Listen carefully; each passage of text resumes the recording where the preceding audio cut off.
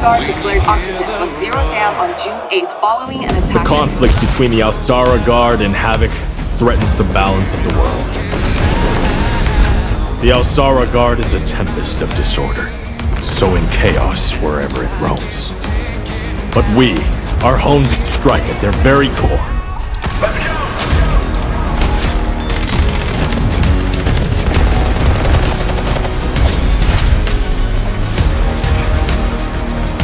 Havoc has cutting-edge technology, but is built on exploitation and suffering.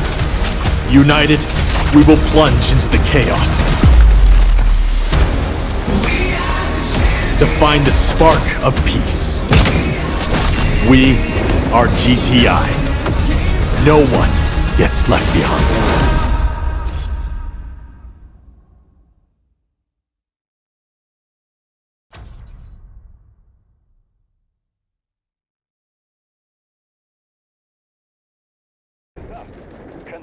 Delta Force Season 1 Review, so close, so far.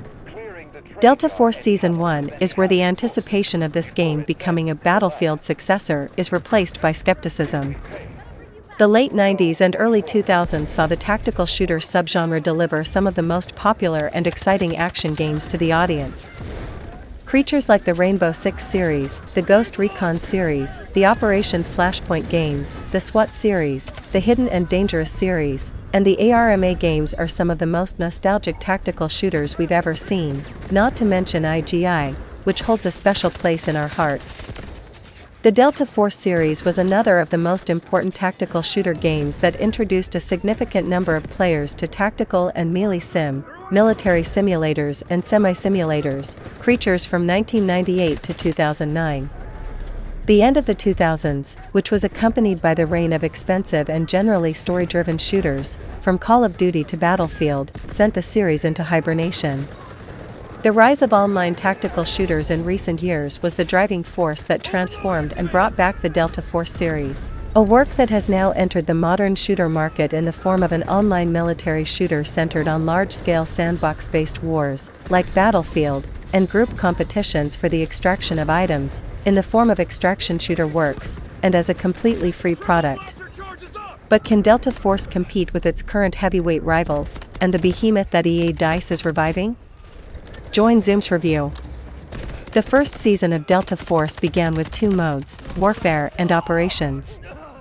Of course, in the game menu, the name of the story section of the work is Black Hawk Down, a section that, when selected by the player, leads the audience to experience other parts of the game with the phrase, "This mode is still under development."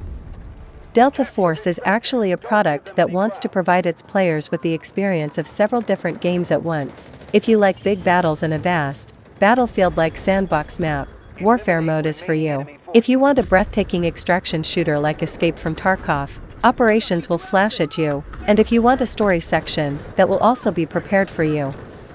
Delta Force has been developed with the approach of Chinese super applications, a work that attempts to incorporate several different games into its core and present them to gamers under the banner of Delta Force. But the main question here is, how high quality are each of these games? First, we'll look at the Warfare mode, where players enter large maps in two teams of 32 players, each consisting of 4 squads, and fight each other around different subjects. The two main types of warfare experience are Attack and Defend and King of the Hill. In Attack and Defend, one team plays the role of the attacker and the other as the defender, defending different positions. The defending team has unlimited respawns to return killed soldiers, while the attacking team must be able to capture the opponent's positions and extract the resources they need before their opportunities run out and within a certain time. The next scenario is King of the Hill, which again sees two teams of 32 players on game maps capture designated positions and extract a certain amount of resources within a certain time. Each of the 32-player factions will win the competition if it reaches a certain number of extracted resources. Warfare mode is currently set up on these maps: Ascension, Cracked, Threshold, Shafted, Trench Lines, From the relatively futuristic spaces of Threshold, the very close quarters battles in Shafted that seem to be the same as the metro operation from Battlefield 4, Ascension, which is the largest map in the game, is filled with interesting scenarios and set pieces and has a glimpse of the Demavand map from Battlefield 3, to trench lines, which reminds us of the close battles on the French front from Battlefield 1. These are well-designed maps filled with interesting scenarios that, with the appropriate placement of objectives, become suitable battlefields for battles between two 32-person teams. Fortunately, the game maps are designed in such a way that each of the game's operators, which we will discuss later, affects the course of the battle and the performance of their team, relying on the powers and special weapons they have. For example, if you want to use recon to flank the map, flank strategy, infiltrate the enemy base, or eliminate enemy forces from afar, sniper approach, or if you rely on the strength and speed of assault operators to step onto the front lines and embrace enemy fire, or if you are a tough engineer and go head-to-head with enemy heavy vehicles, the game maps are designed so well that they provide you with the best possible playing field for your approach to the battlefield. But if you have already relaxed about the game maps, let me get to the bad news. In tactical multiplayer shooters, the map structure is only part of the game experience, especially if the product we are experiencing falls into the operator/hero-centric shooter category. Delta Force is one of these games, which offers 8 different operators to the player. These 8 operators are available to the player in 4 classes: Assault, Medic, Engineer, and Recon.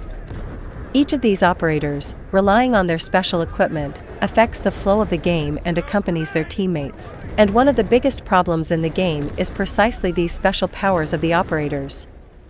The lack of proper balance between operator powers is one of the biggest problems of the first season of the game. For example, the medic operator, relying on grenades and smoke drones, the presence of 2 smoke devices that recharge quickly and become available, is able to severely limit the field of view of a large group of players in a significant range of game environments, from vast plains to narrow corridors. And thanks to the imbalance in the time it takes for the smoke items of the medic class to recharge, we are faced with continuous use, spam, of these operators and constant disruption of the player's field of view. Luna is another overpowered operator, OP, in the game, who has also disrupted the balance of the game with her fast charging skill. Armed with a bow and arrow, Luna is able to shoot an arrow that can reveal enemies within range from behind their bunkers. Enemies should never move after being marked by the waves of this bullet, as they will be visible to Luna's teammates for a longer period of time once activated. While Luna's powers never disrupt the flow of the competition as much as the medic class operators, Luna's skills are still essentially fast-charging wall hacks, and players can abuse these powers to gain an unfair advantage over other gamers. This is something that should be fixed in the second season of the game, an issue that, despite constant reports from players, remained untouched until the end of the first season. Let's move on to the most fundamental structural component of a shooter product, namely gunplay. Fortunately, the gunplay of Delta Force is very well structured, and shooting with each of the guns has its own unique and delicious feeling.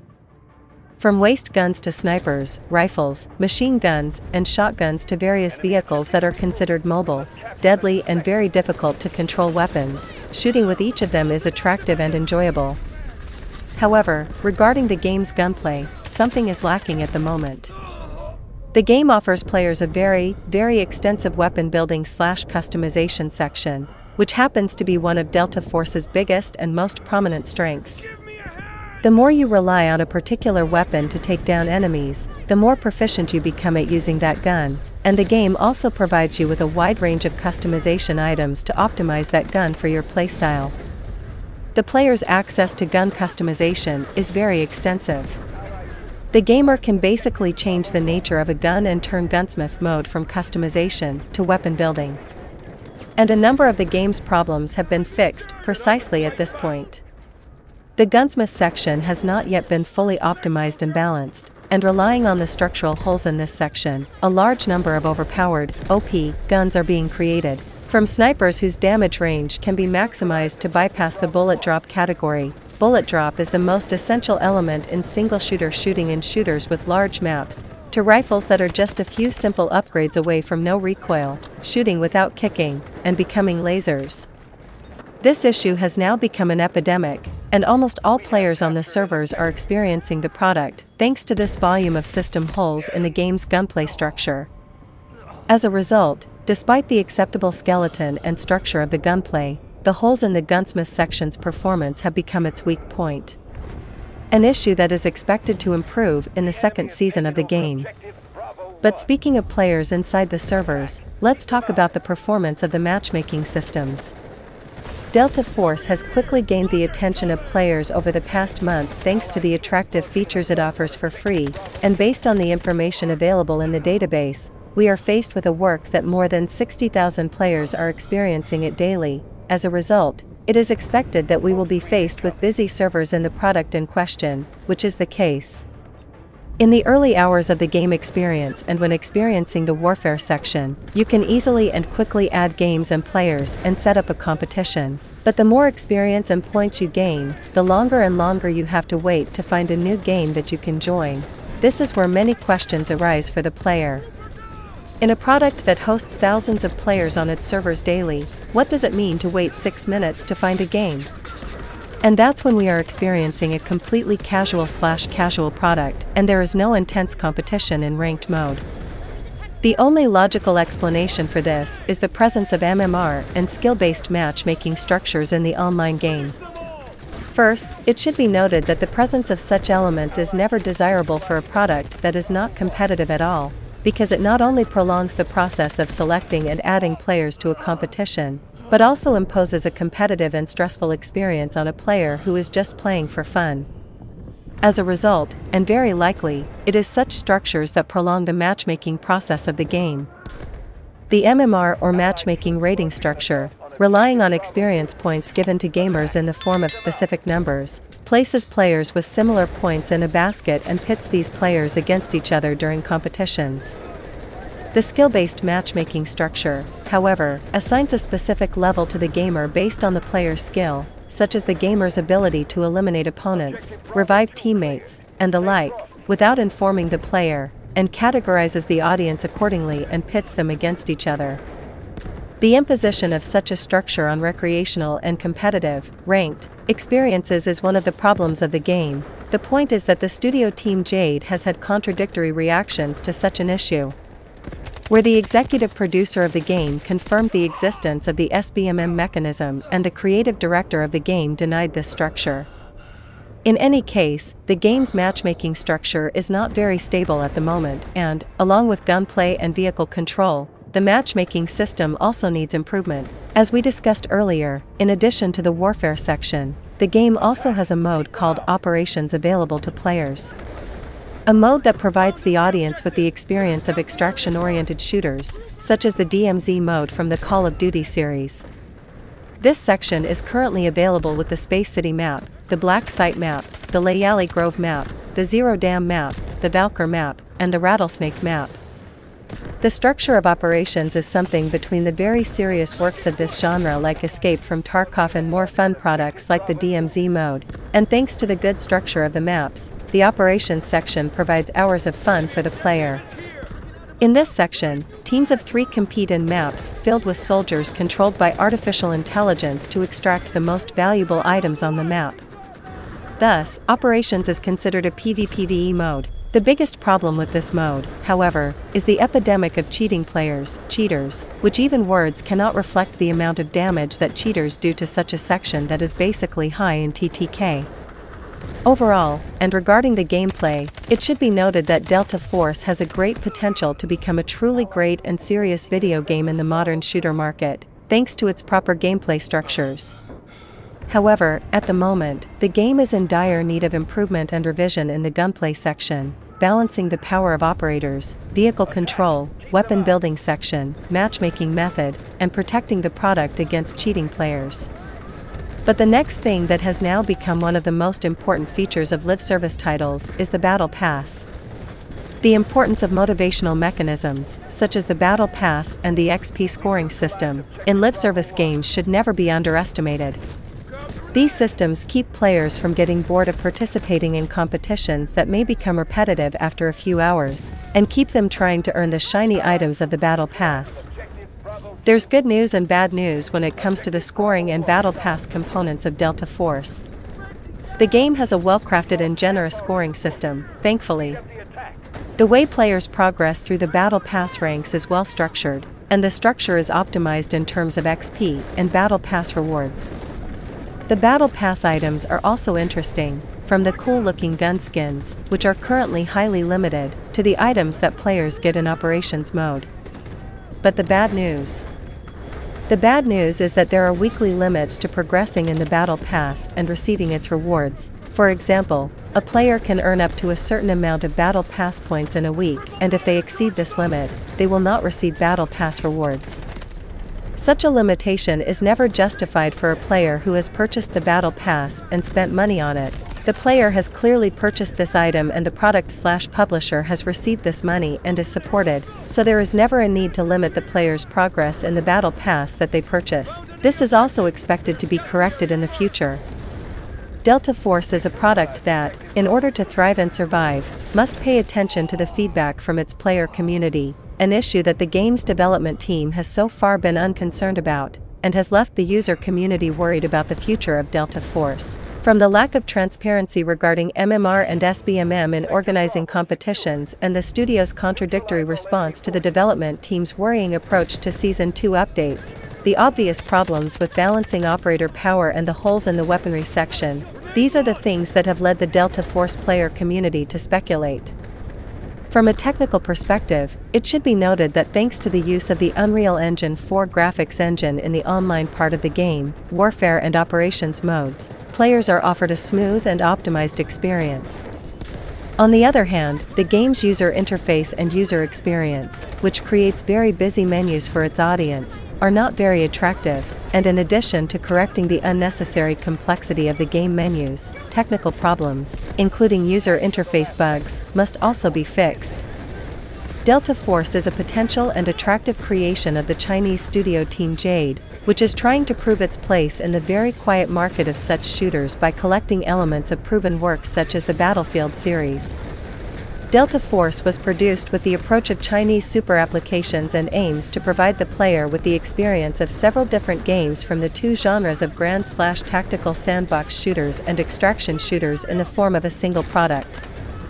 A respectable effort that has currently faded under the shadow of gameplay holes, including the imbalance of operator powers, problems with the weaponry section, the fickleness of vehicle control, the epidemic of cheating players in operations mode, matchmaking problems, and the like. There is a long and difficult path between Delta Force and the giants of this genre, and it is expected that the creators of Delta Force will make their potential creation flourish by forming a meaningful connection with the product's player community. Positive points. Very good map structure. Good skeletonization and enjoyable gunplay. Significant player access to weapon customization. Very good optimization. Excellent atmosphere, thanks to sound and music. Structure suitable for both warfare and operations modes. Negative points. Unbalanced operator power, especially medic and recon operators. Negative impact of SBMM and MMR structures on matchmaking system, both before and during competitions. Fluttery vehicle control. Poor performance against cheating players in operations mode. Technical UI issues. Weekly time limit on battle pass progression. Numerous holes in weaponization mode that have led to player abuse and damage to gunplay. If you like this video, like it now, and become a member of our family by pressing the subscribe button. Activate the bell so you never miss our interesting videos.